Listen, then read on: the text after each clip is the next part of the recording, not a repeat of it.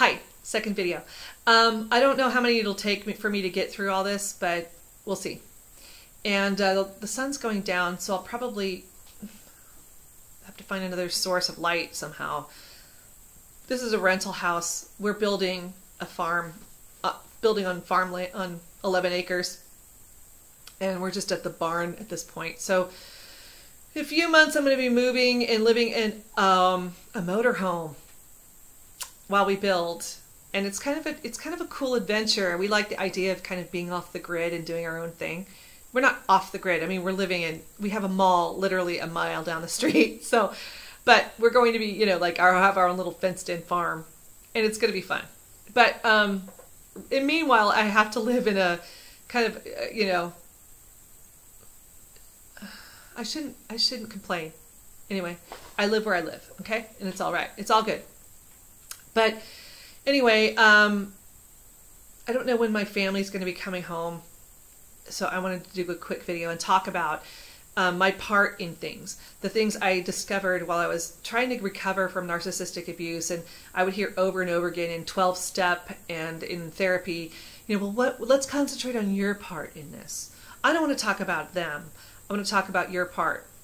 And I realized that we're all connected.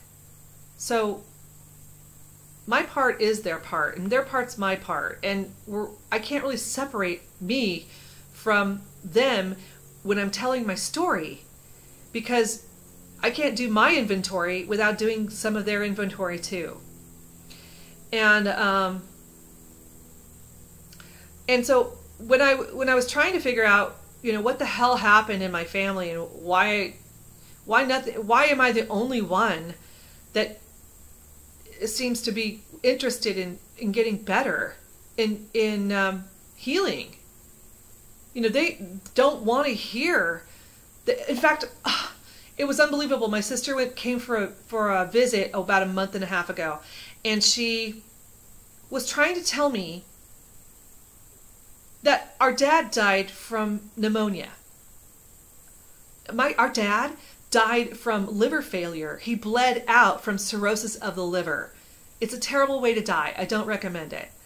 But that is in fact what he died from. And she's trying to spin a different story on how our own father died when I was right there when he died. So no, sorry, that I was in the room seconds before he died, and I went to see his dead body, and I know exactly what he died from. And I couldn't believe. I'm like, what? What are you talking about? Dad didn't die from pneumonia. Are you nuts? It's because they're so steeped in denial about his addictions and who he was that they don't want to face reality. And I am all for people having their own perceptions, and I'm not going to tell her reality is wrong, but neither will I accept them gaslighting my reality anymore. And this whole thing has always been like, no, no, no, we're going to spin it this way for mom, or there's always some greater good that they think that they're covering for, that they don't have to be responsible for being truthful. Okay? I draw the line at scientific facts, like your dad died from this medical issue. I don't need to come up with a imaginary one, because he died, and it doesn't really matter other than the fact that you're not going to sit there and tell me that he died from something different. That's all. It's like, whoa, okay, take a step back, rewind, and try that again. And she was relentless. She wouldn't give up. So I just finally decided, well, clearly we disagree on what Daddy died from. So there it is. But that's what I'm talking about.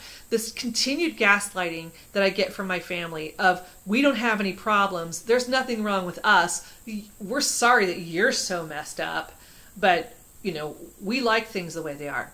Well, of course they do. Of course they do. I've been scapegoated. I've been labeled the problem. And the thing that my youngest flying monkey sister has come around to understanding is that I have been abused by our older sister. She has acknowledged that. In fact, both my flying monkey siblings have acknowledged it. However, she said, I can't cut her out of my life like you have. And I get that because I can't cut Flying Monkey out of my life either. I can't cut Angel Face out. There's no way. And so Narczilla has her so triangulated and so gaslit herself that she's so afraid of what Narcissilla's going to do that she stays in the relationship. And I get it. You know, I don't care. The problem, I learned a long time ago that they don't want me around. I got it loud and clear. I didn't see it until then. And when I finally accepted that Narczilla is jealous of my situation, she's never going to want to be around me because when she's around me, she feels less than. She just feels less than. I can't prove it. It's just a theory I have. There's nothing else that makes sense. Even Angel Face is like, I don't know why she hates you. I've asked her, why can't you be cool to Rainbow? I love her. I don't see her that way. She doesn't agree with her, but here's what she doesn't do. She doesn't stand up to her either. And she said to me, I can't cut ties with her. And I said, well, I'm not asking you to cut ties with her, but I find it really interesting that you're standing here telling me that you think she's evil. She said that. She didn't say Narczilla, but she said her name, and she said, she's 100% evil. She's totally evil. And I was like, oh my God, she's getting awareness. She's figured it out. Oh wow, this is going to be great. Finally, I'm gonna have one sibling I can relate to. And she says, she tops it with, but I can't cut her out of my life. And here's why. She's never really done anything to me. Okay, look, I see the destruction. I am the casualty. I am the collateral damage that Narczilla has left in the wake of her terror, reign of terror. Okay, so I know full well the damage she's done and how she's broken up our family and that we can't even be around each other in the same room. And yet, if she were doing that to someone else, that would be unacceptable, and I would be doing whatever I could to fix it because, or to cut her out until she changed her behavior, because I wouldn't be allowing someone else that I care about and supposedly love, I wouldn't be standing by and letting anybody abuse them. But for some reason, I could never stand up to her for myself until about 5 years ago when I finally did. And that was, you know, her grand finale, and I had to decide that there was no getting her to see the error of her ways. There was no rational conversation I could have with her. She was just never going to see it any other way than she's the hammer and I better be the nail. And it just got too painful and too real for me. The cost was too high. And when I finally made that decision, it was the best decision I ever made. But my other siblings are not strong enough. And I realized that. It's like, they're just not strong enough to do it. They're okay with the, and I said, so let me repeat back what I hear you saying. That is that as long as, you know that there's abuse, but as long as the abuse is to me and not you, you're going to be okay with it. Well, and then she's like, no, I'm not going to okay with it. Yeah, you are. You're endorsing it. Doing nothing it's like the bullies in the playground. Okay? The kid who's beating on the weaker kid is the bully, sure. But the 15 kids standing around doing nothing, they're just as culpable. And to allow flying monkeys to just, you know, come in and out of my life as they please and give them all of my inside stuff and talk about the deeper things of life with them and try to have something that actually feels like a relationship is craziness. I'm just asking I'm just pain shopping at that point. You know, how much pain do I have to have? I remember a sponsor in a 12-step group that I was in saying to me once, have you had enough? And that's really the question. That's when you start getting better. When you can answer, yeah.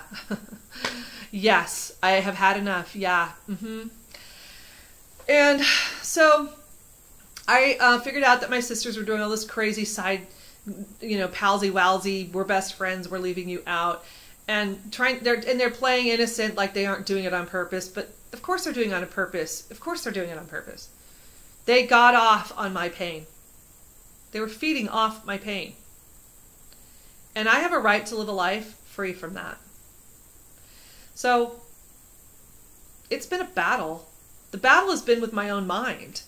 The battleground has been on the front lines of my mind, because my mind wants to rationalize and gaslight their bad behavior, their unacceptable,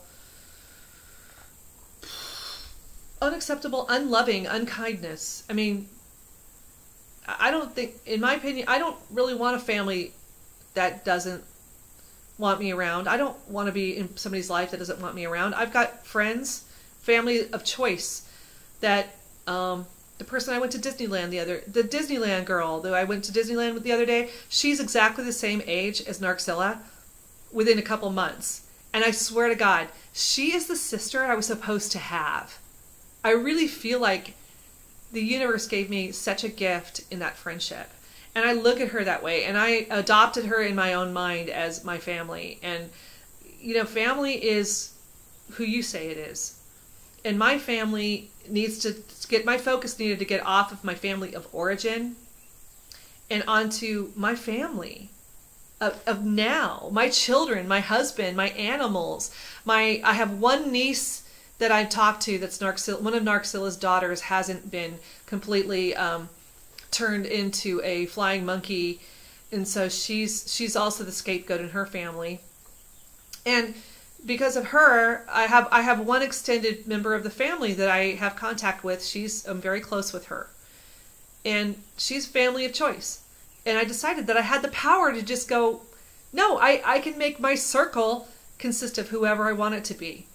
And as far as I'm concerned, everyone in this community who's doing the work and trying to figure out what happened to them and trying to heal, we're all these foster children of this horrible disorder, disease, personality disorder, abuse.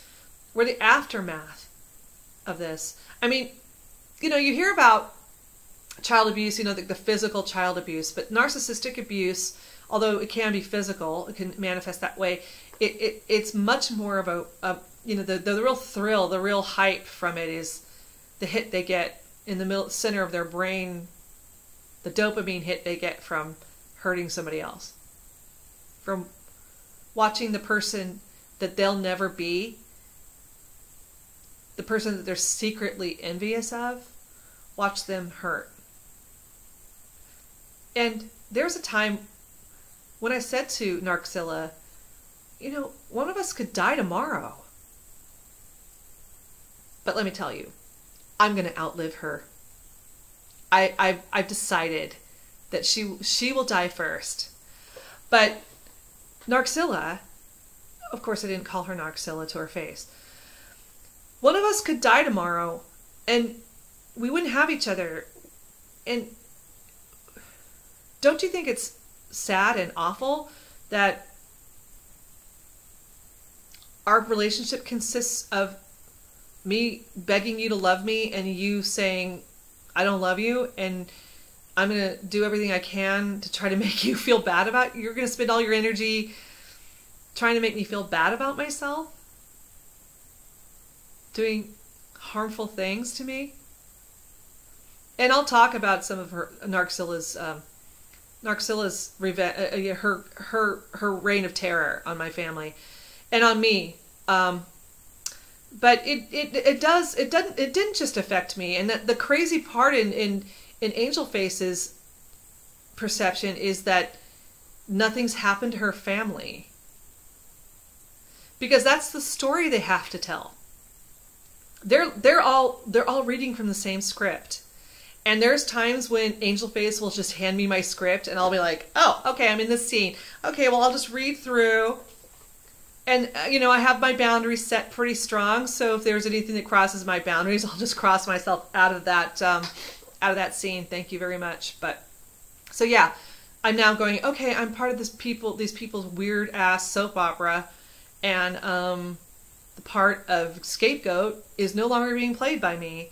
So it doesn't always work. It's not comfortable. because I'm not, tap dancing to their tune anymore.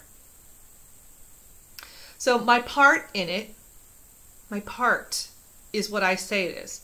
My part is what am I willing to do to keep these toxic people in my life? And I've just really discovered that life is just, I feel so much better when I'm not around them. And I'm telling you, if you're struggling with this, let me encourage you. And I know it sounds wrong, it sounds backwards to think, oh, that's like the absolute last resort. Okay, well, maybe that's true. But let me just say that the greatest gift I ever gave myself was the freedom to the permission to walk away from the toxic killing machines that my family is. Because I think if I'd stayed and was still trying to get them to accept me and like me, I was so tortured and tormented. I would cry. I mean, it was so just pathetic and bad that the greatest gift I ever gave me was the permission to go, no more. This stops now. And I've changed the rules. I've changed the rules. It's like the script is what I say it is. The relationships are what I say they are. And frankly, I don't know if any of them have even noticed that I've gone no contact. Really? I didn't have this typical story of the narcissist trying to get, pursue me. No. It's been much more covert than that. They send a flying monkey here and there.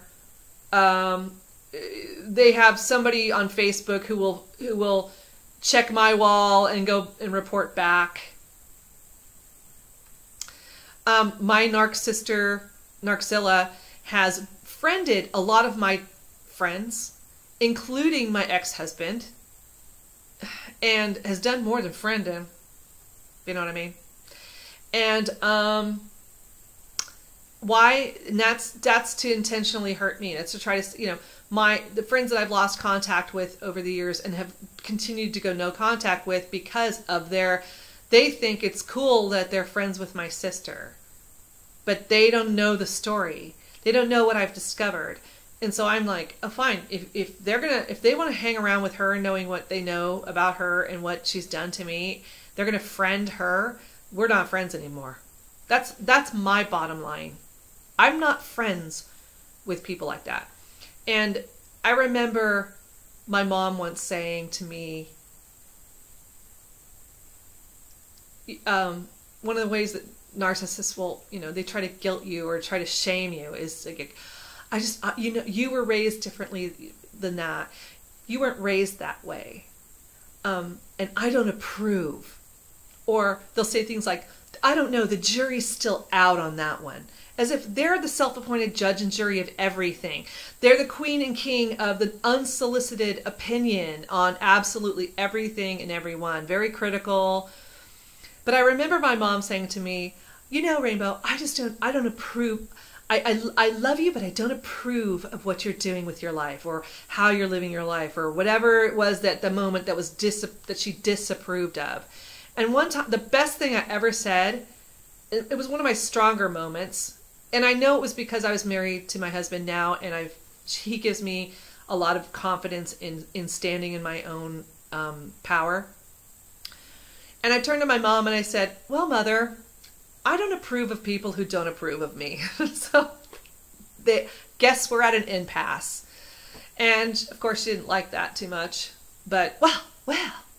And then it was just, well, she's mad at me. And then the triangulation would start. She would start, she talked about me to one of my siblings. She talked about me to a relative or my father. And then if I was back in her good graces, she'd be talking about someone else to me. So she was trying to triangulate me from the other direction. I'd become golden child.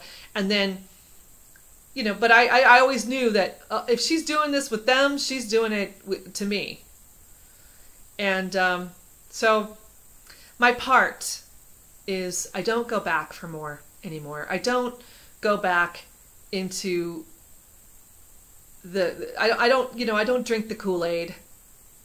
And that if that offends people, then oh well. If that offends them, makes them uncomfortable, I can live with that. And that's freeing.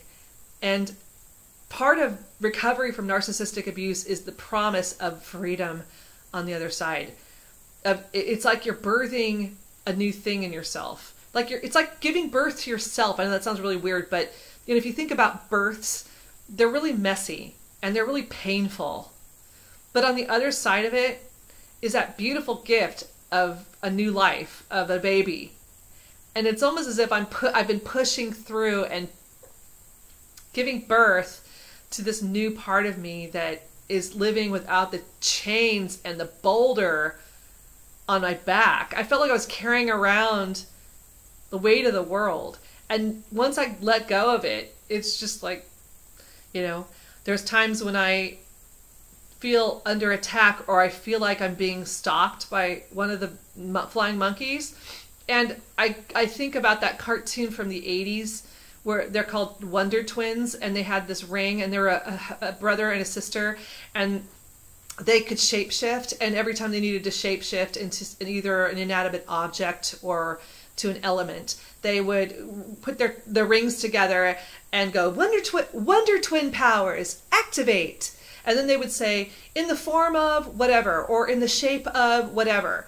So now when I get the flying monkeys around me, I do, in my head, I go, Wonder Twin powers, activate. And I'll actually think, in the form of a gray rock, in the shape of a bullshit detector, or whatever, a flying monkey net.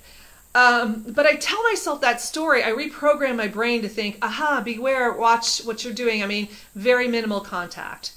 That is, the only contact I would have with Narcilla is probably at her daughter, my favorite niece. Well, I should say my favorite niece. One of my favorite nieces. I have another niece that I talk to that isn't Narc's daughter, but of Narcilla's children, she's the only one I talk to, and who isn't a flying monkey, and we're very close. But if she were to get married, there's no way in hell I'd miss her wedding. So I would even be in the room with my Narc sister just to see that. Because I'm no longer letting them dictate whether or not I get to be on the island. I was born into the island. I have just as much claim to be in my space and to claim my inheritances and my part in a family without their smear campaigns and bullshit. And so I'm now in that place, and that feels really, really good. So another 20+ minute video. Blah, blah, blah. I can't stop. And it's going to keep going. There's going to be more. And the light is now glowy, and my family's coming in. So I bow to the love and light in you. Namaste, and thanks for watching.